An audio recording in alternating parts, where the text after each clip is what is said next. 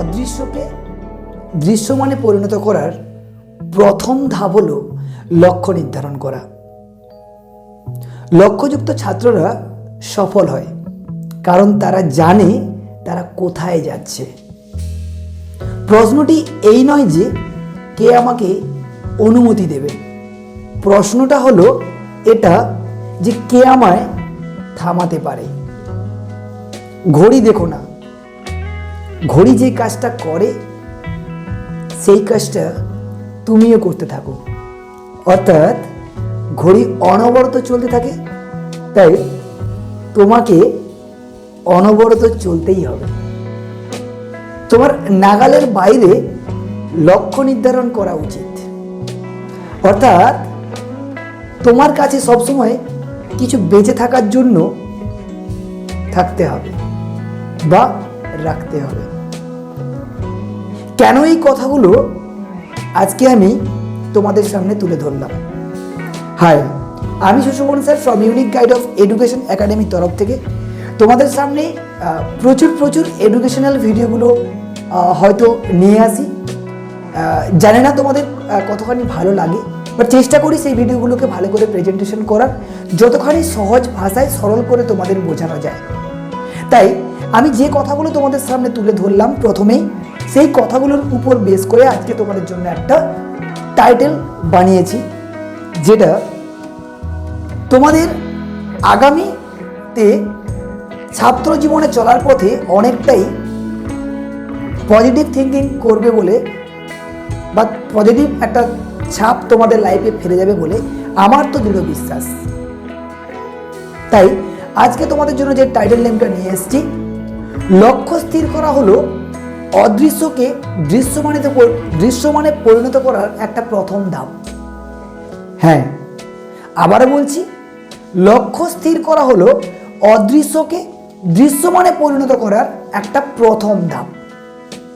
অর্থাৎ setting goal is the first step in turning the invisible into the visible. আশা করছি তোমরা কথাটা আমার বুঝতে পেরেছো কেন এই টাইটেল নেমটা তোমাদের জন্য আজকে আমি প্রেজেন্টেশন করতে যাচ্ছি। অর্থাৎ আমি প্রথমেই যে কথাগুলো দিয়ে তোমাদের সামনে শুরু করলাম, সেই প্রত্যেকটা পয়েন্টের উপর থেকে একটা নির্দিষ্ট লক্ষ্যে পৌঁছতে চাইছি। ছাত্র জীবনে আমাদের একটা গোল সেট অত্যন্ত প্রয়োজন, বা একটা গোল একটা অত্যন্ত প্রয়োজনীয় ওয়ার্ড। যেমন আগের ভিডিওতে আমি তোমাদের লাইফে কনসিস্টেন্সি ওয়ার্ডটা নিয়ে একটা ছোট্ট মোটিভেশনাল স্টোরি বা এডুকেশনাল স্টোরি দিয়েছিলাম। আজকেও এই লক্ষ্য নিয়ে বা গোল নিয়ে বা এম নিয়ে একটা ছোট্ট মোটিভেশনাল স্টোরি বা এডুকেশনাল স্টোরি শেয়ার করব। বেশি কথা না বাড়িয়ে আগে গল্পের দিকে এগিয়ে যাই এবং গল্প শোনাতে থাকি। গল্পের পর প্রতিনিয়ত তোমাদের জন্য একটা সুন্দর মেসেজ আমি কনক্লুশন হিসাবে দিয়ে যাই। আজকেও তার অদ্বিতীয় করব না। চলো গল্পের দিকে এগোতে থাকি। কোনো এক গ্রামে প্রাচীন এক মন্দির অবস্থান করেছে বা অবস্থান আছে ওখানে। বহুদিনের পুরনো মন্দির।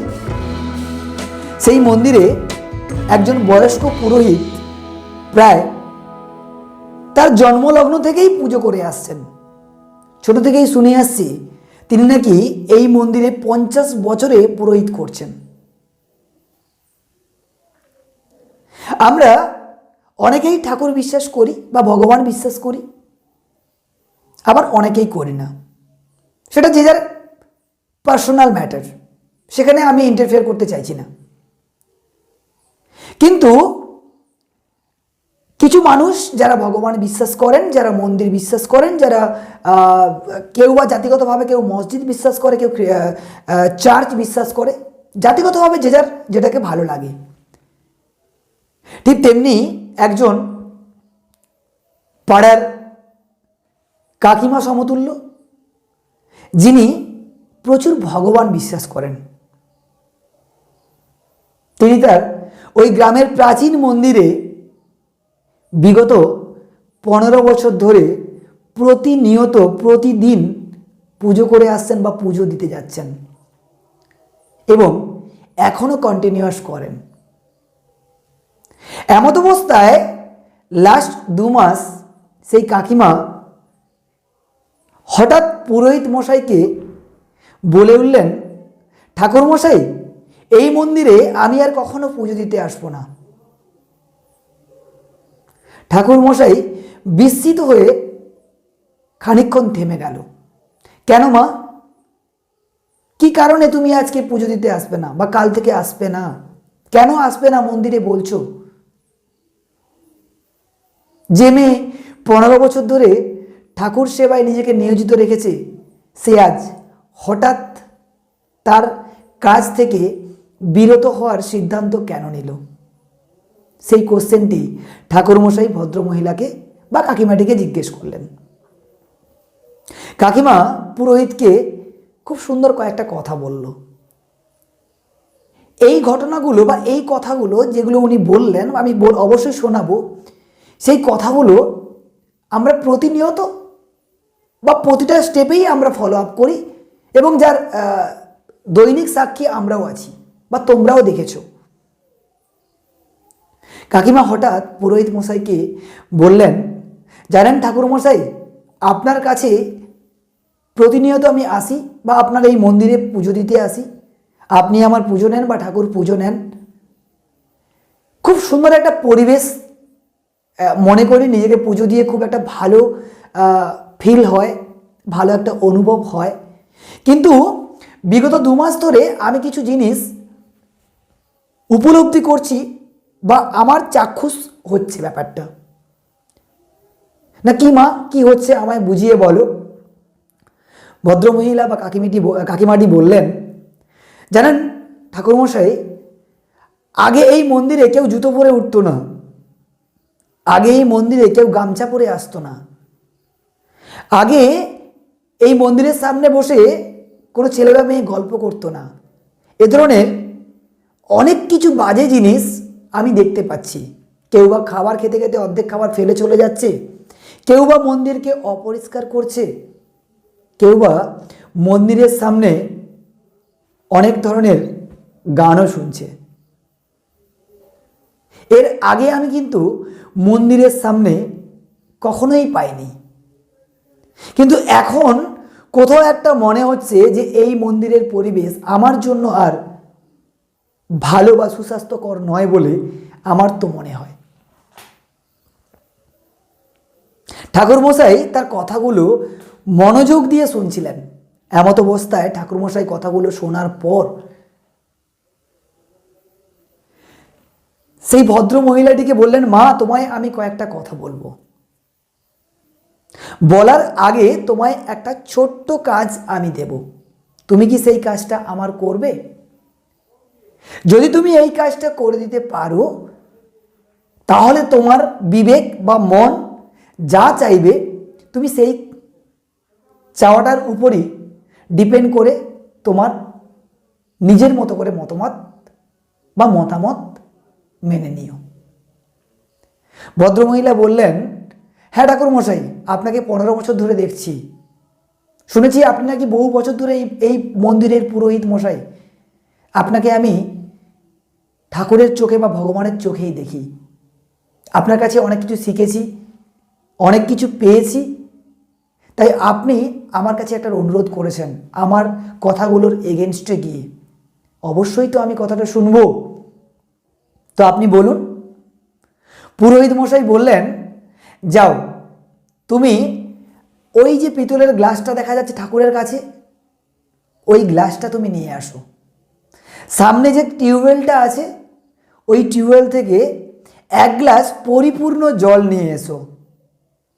তারপর বাকি কাজটা আমি তোমায় করতে বলছি। ভদ্রমহিলা যথারীতি পুরোহিতের কথা শুনে বা ঠাকুরমশাইয়ের কথা শুনে ওই পিতলের গ্লাস নিলেন এবং টিউবওয়েলের কাছে গিয়ে 1 গ্লাস জল পরিপূর্ণ করে নিয়ে এলেন। ঠাকুরমশাই বললেন, এবার তোমার বাম হাতের তালুর উপর বা প্লামের উপর ওই গ্লাসটাকে বসিয়ে দাও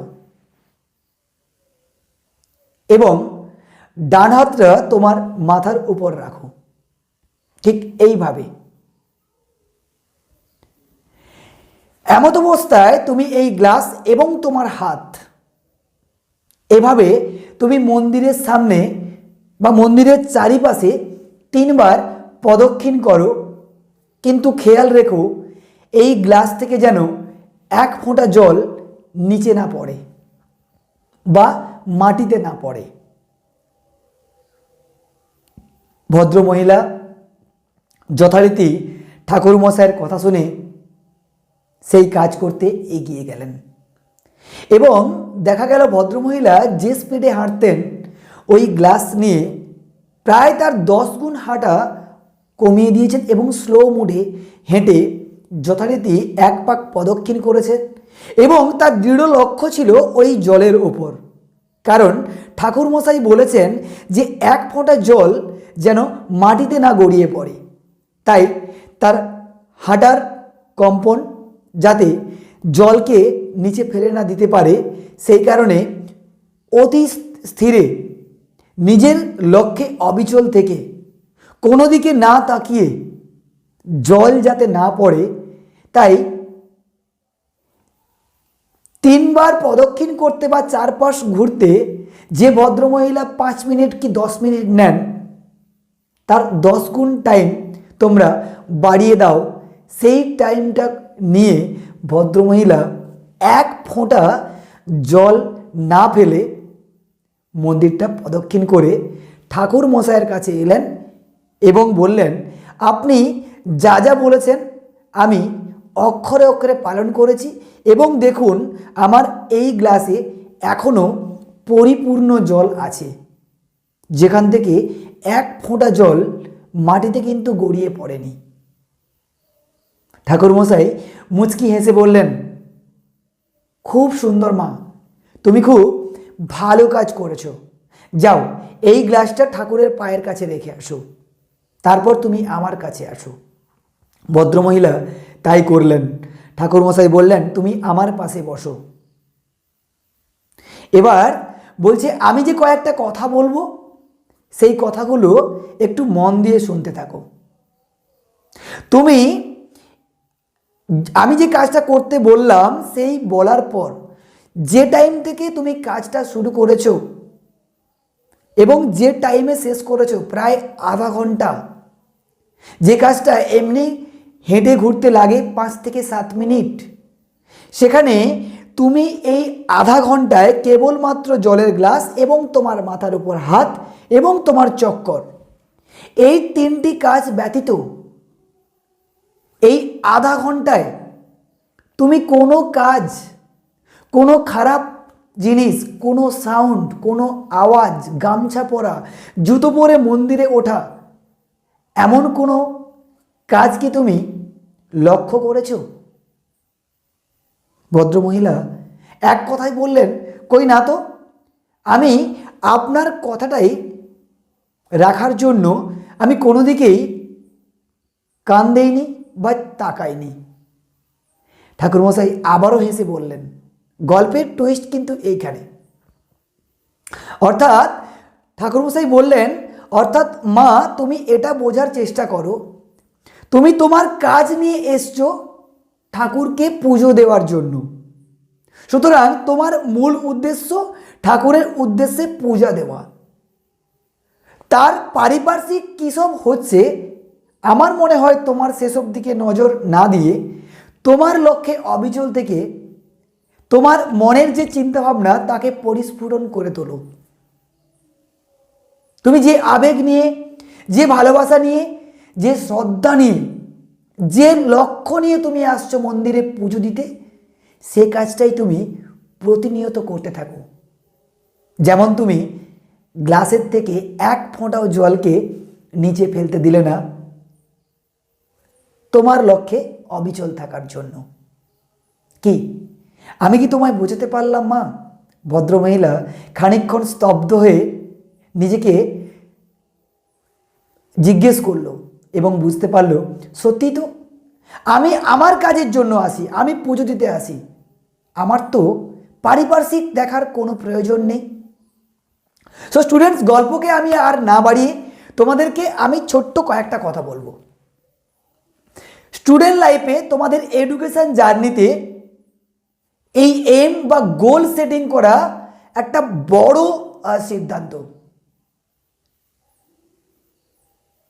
তোমাদেরকে আমি মনে করিয়ে দেই আবারও প্রথম কয়েকটা পয়েন্ট। লক্ষ্য নির্ধারণ করতে পারলে তোমরা জীবনে কি পাবে? প্রথমত, অদৃশ্যকে দৃশ্যমানে পরিণত করার প্রথম ধাপ হলো লক্ষ্য নির্ধারণ করা, যেটা নিয়ে আমি গল্প করলাম। সেকেন্ড অফ অল, লক্ষ্যযুক্ত ছাত্ররা সফল হয় কারণ তারা জানে তারা কোন পথে এগোচ্ছে। তৃতীয় নম্বর, প্রশ্নটা এটা নয় যে কে আমায় অনুমতি দেবে, প্রশ্নটা হলো এটা যে কে আমাকে রুখে দিতে বা বাধা দিতে পারবে।